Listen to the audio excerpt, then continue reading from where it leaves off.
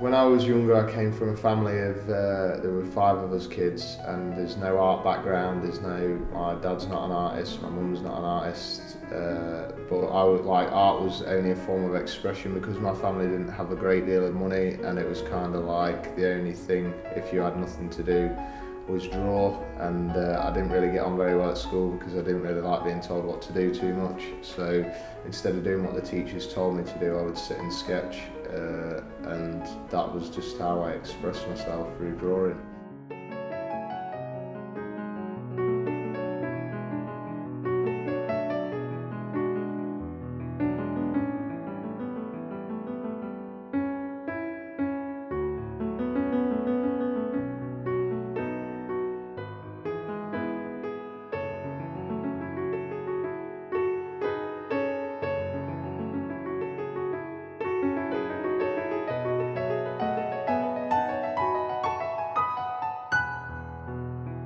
Once I started drawing and got into it during the period of being at school, the only other thing I was good at was sport. So it came to your options where they told you what you could or should do, and they advised me to go in the army or do something on a building site rather than anything to do with art, because I didn't want to do graphics design, which was the only other thing that I could get into, and all I wanted to do was paint or sketch. And in order to succeed and stand out amongst the world of artists, or your work to be popular, you need to have a very, very clear understanding of art in not just one medium but different mediums, from oil painting, and have a passion to succeed, because certain people I see can actually paint and draw, but the passion comes from within. You need to have something where you constantly put yourself down, and no matter how good your art is or how good you think you are, you punish yourself by saying that this could be better, that could be better, that's not good enough, this isn't good enough. And if you're one of them people in life that can draw but are expecting everything to come to you, nothing in life will ever happen for you, because nothing in life is given to you on a plate.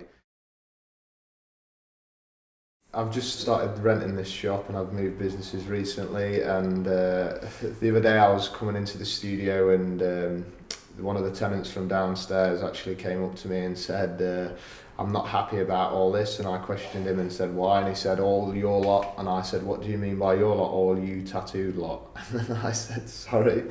And he said, yeah, all your tattooed lot coming up here, it's not going to look good on my business. So then I said, what do you mean? That's a bit stereotypical, don't you think? And he said, yeah, it is, and to be honest with you, I do not care.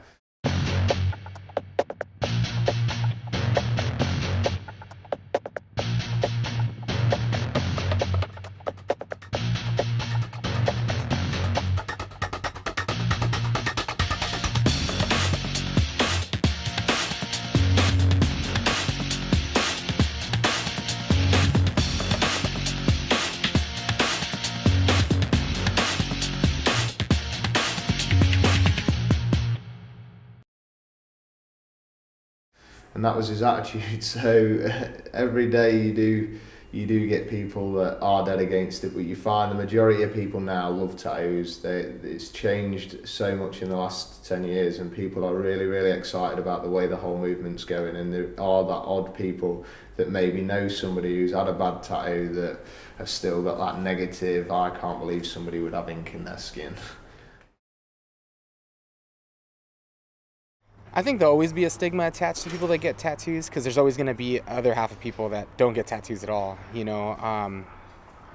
I think tattooing's gotten very popular. I think the good comes with the bad.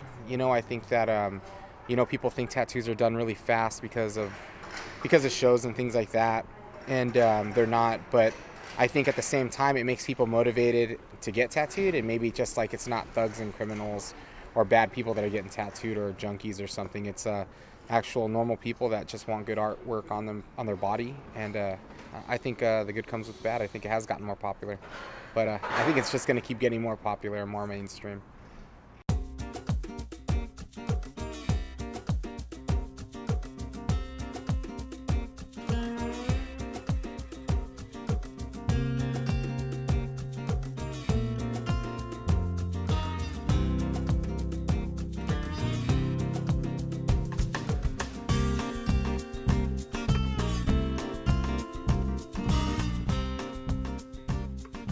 Originally, the very first people that did it were the natives that did it, like the tribal markings, Maori people. They were the ones that first started doing it, and when sailors actually travelled abroad, they brought it over to the UK, into places like America, where they saw these people carrying these markings, was interested in having it done, and some people actually came back and saw the way of doing it, and some of the sailors actually started tattooing and settled in a place where they knew that they could make money because there was a demand straight away. Sailor Jerry and people like that started tattooing all the sailors that would come into certain docks, and people who were sailors were the ones that went crazy for it. And back in the day when sailors were on leave, these tattoo studios used to have queues after queue after queue of people just trying to get inked, and there was good money in it. But that's the problem, was a lot of the actual tattooists just saw it as money, whereas nowadays people who actually tattooed were just tattooists, where now they're all tattoo artists, because they've changed some of the needles from, instead of being like a pen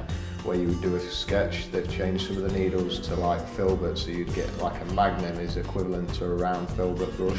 So you could use painting techniques now in a tattoo, and as soon as this has came about, a lot of painters, a lot of graphic designers and a lot of top artists around the world turned their attention, instead of doing the mediums that they were doing and doing the artwork that they were doing, for right, we could actually create some on skin that's just as good on skin as what we're doing in our artwork. And as soon as this happened, it changed the whole world.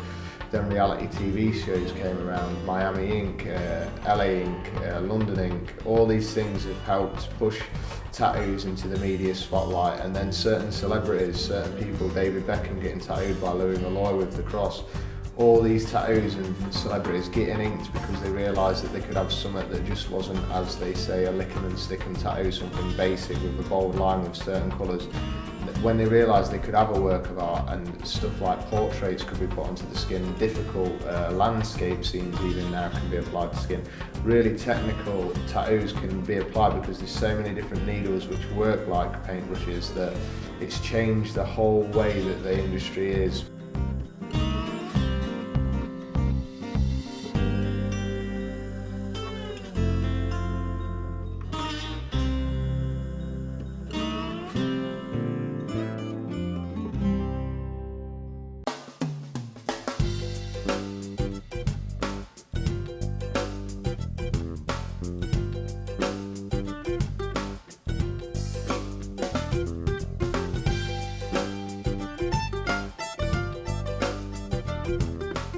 The most important thing is always making sure you're enjoying what you're doing and that you're happy with what you're doing, and you don't see things too much as a competition, because this industry is more about dog eat dog, and people get really annoyed and they start hating each other and they're bitter towards each other. But all that can be pushed to one side, and the key thing and the most important thing is just enjoy what you're doing while you're doing it, and be thankful that people want to get tattooed by you, and just be happy to be given a job and doing something that's not actually a job, and it's not about the money and it's not about anything other than the fact that you are blessed and lucky to be doing the best thing in the world, which is art, and that is key.